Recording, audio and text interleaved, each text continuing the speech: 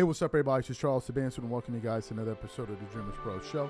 We'll cover everything from sports, hot topics, classic debates, entertainment, and we give you guys a fresh perspective on things and how we see them. And today we got a great show for y'all, but before we get into it, please make sure you like the video and sub to the channel. So you guys know we're one of the channels out there that defends Kobe Bryant.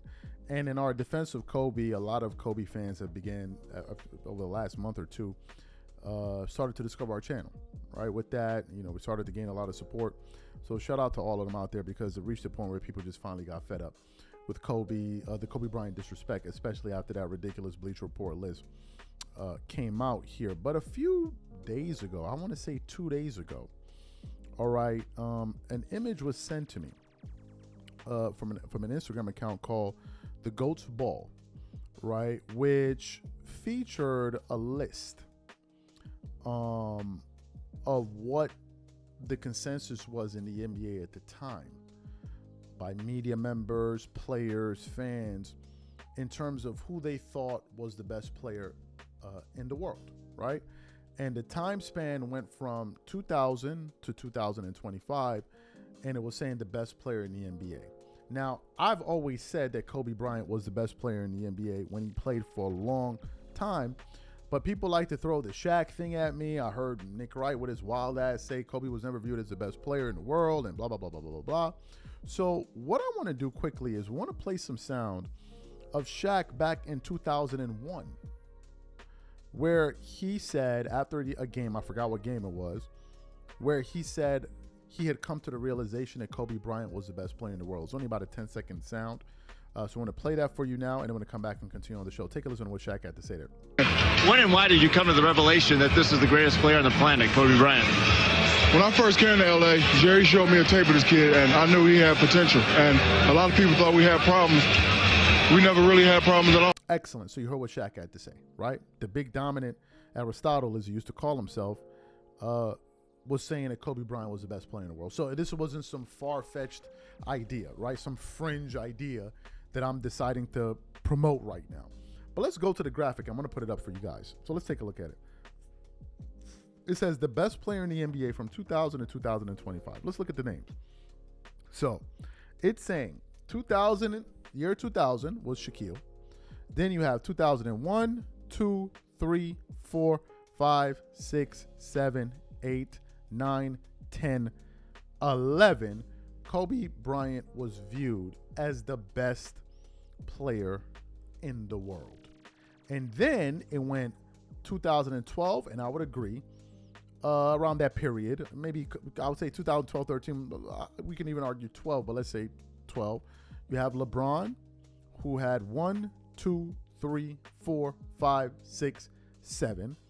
Then you had Kawhi Leonard, who made a very good case back in 2019, and that from that point onwards, it has been Giannis Antetokounmpo and Nikola Jokic all the way through. You may even sprinkle in Joel Embiid if you want to. But I want to focus on the Kobe Bryant section of this.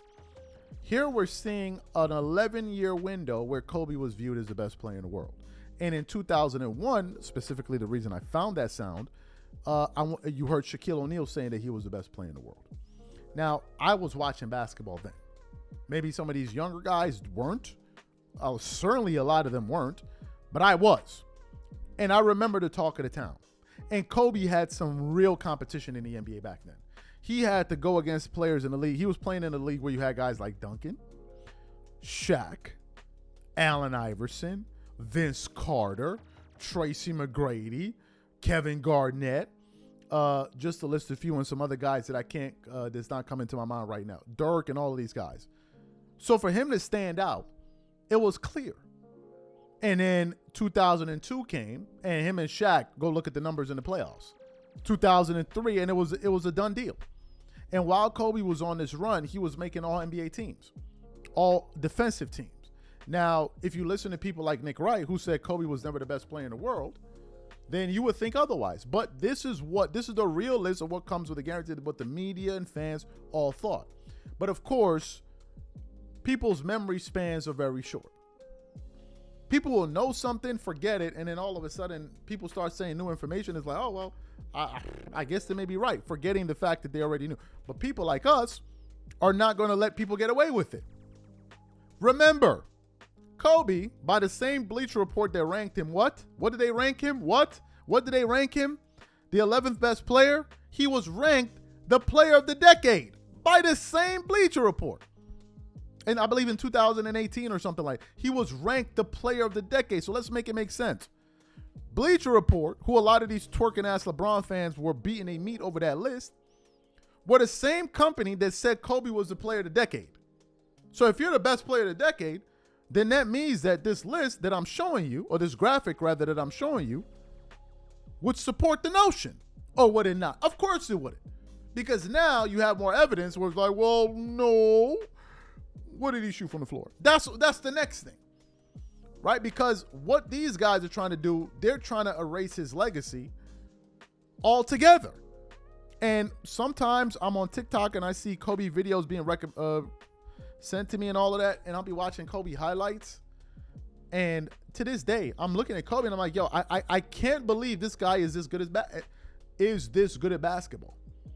I'm watching him play and I'm like, there's no way this guy can be this good. There's no way he can be this good. No way. Now, people would like to hit me with the, oh man, what about the MVPs? I'm having another annoying ass argument with Gilbert Arenas for the last 3 days over this damn MVP talk. Why? Because we were going about this 6-16 record, and this guy who went viral on YouTube, on TikTok about talking about, she was like, well, what about the MVPs? I'm like, here we go again with this MVP nonsense. Here we go again with this. Does the MVP make you the best player in the world? No. We all know this. Do you know who said that? LeBron James, when Curry won the unanimous MVP. But the MVP doesn't make you the best player in the world. It doesn't.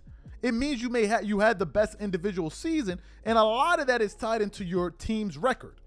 Traditionally, the MVP came from the player on the best team. Traditionally. It doesn't mean you're the best player.